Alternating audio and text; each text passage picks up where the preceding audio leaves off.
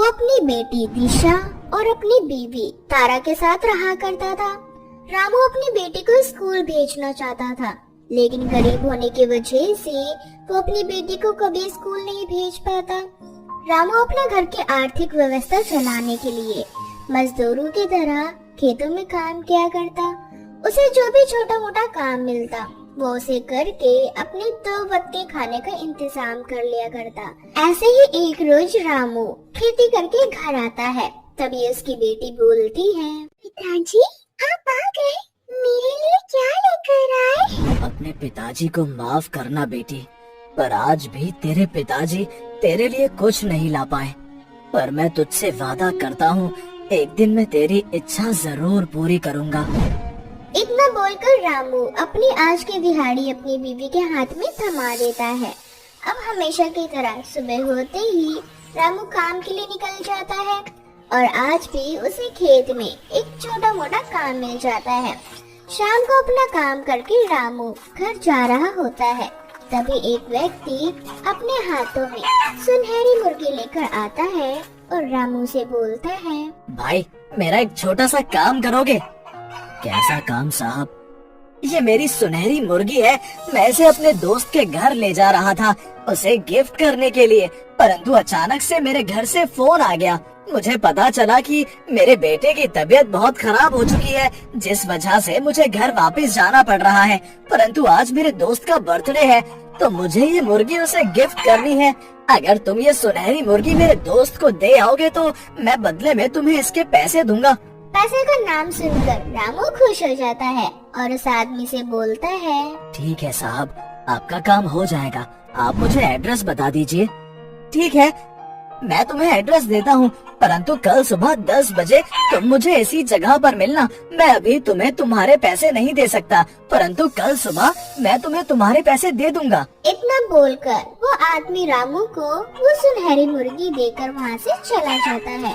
रामू उस सुनहरी मुर्गी को लेकर चलने लगता है, तभी रास्ते में उसे किसी की आवाज सुनाई देती है, तुम अच्छे इंसान लगते हो, प्लीज मुझे उस पते पर मत छोड़ो, मुझे अपने पास रख लो और जिस आदमी ने तुम्हें मुझे सौंपा है उससे झूठ बोल दो कि मैं खो गई हूँ।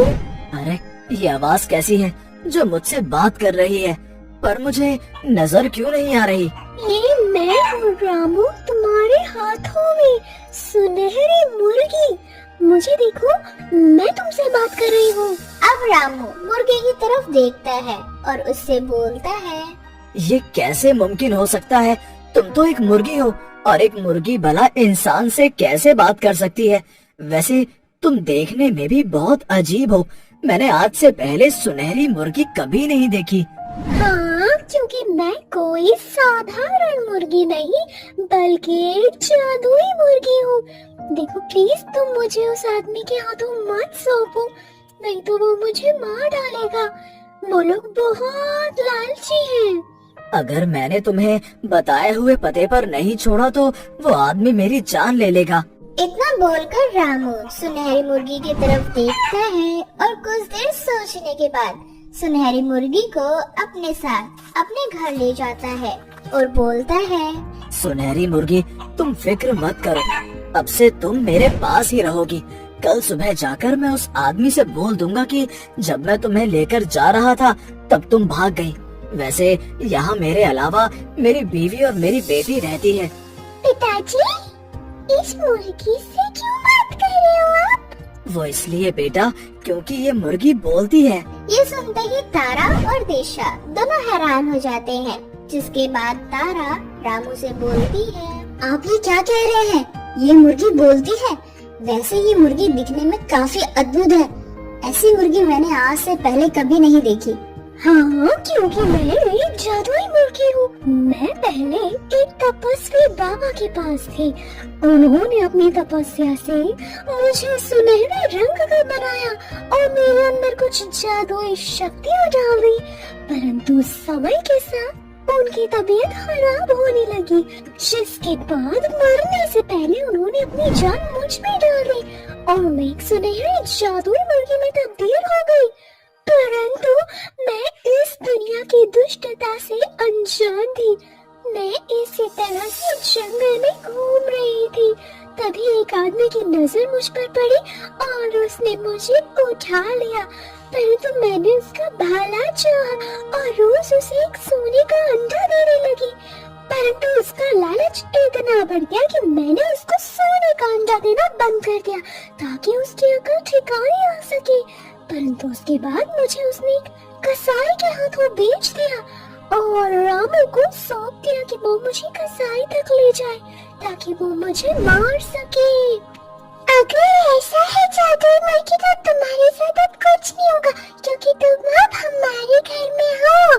अब हमेशा हम साथ रहेंगे जादुई मुर्गी। अब इस तरह से दिशा उस मुर्गी के साथ खेलने लगती है, जिसके बाद तारा अकेले में रामू से बोलती है, ये तो आपने बहुत अच्छा किया कि इस मुर्गी की जान बचाने के लिए आप इस मुर्गी को इस घर में ले आए, लेकिन आज हम खाएंगे क्या?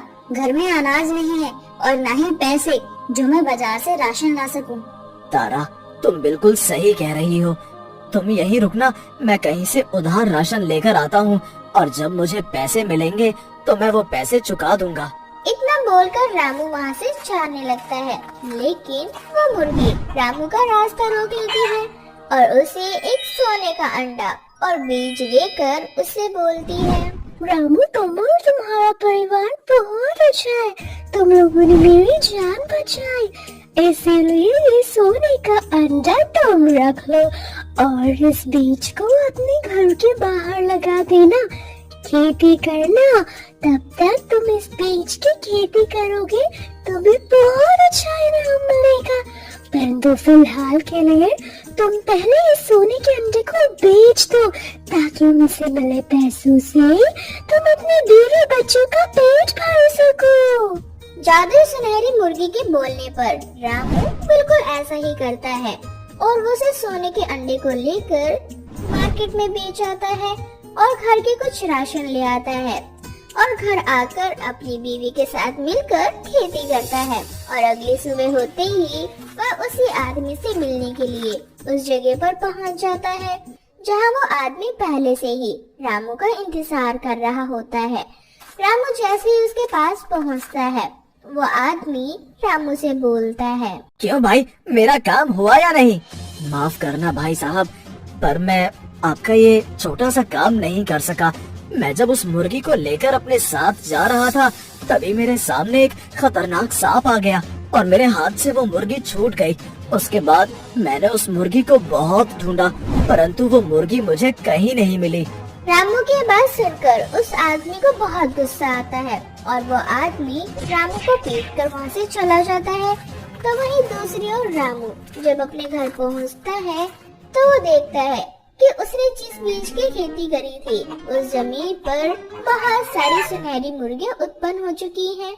ये देख रामू बहुत हैरान होता है और तभी वो जादुई सुनहरी मुर्गी रामू के पास आती है और उसकी चोटों को अपनी जादुई शक्तियों से ठीक करके रामू से बोलती है, रामू तुम फिक्र मत करो, मेरे होते हुए अब तुम्हें कभी भी गरीबी का सामना नहीं करना पड़ेगा। परंतु एक बात हमेशा याद रखना, यदि तुमने लालच किया तो मैं तुमसे भी दूर चली जाऊंगी। अब मैं और क्या लालच करूँगा? बिना मांगे तुमने मुझे इतना सब कुछ दे दिया। मैंने रात को जो खेती करी थी वो सुनहरी मुर्गी की खेती हुई, वो भी रातों रात। ये देखकर तो मैं अचंभित रह गया और तुमने मेरी चोट भी ठीक कर दी। इन सुनहरी मुर्गियों को यदि मैं सुनार के पास जाकर बेचूंगा तो मुझे बहुत पैसे मिलेंगे, इतने पैसे कि मैं अपनी बेटी को एक अच्छे स्कूल में पढ़ा सकूंगा।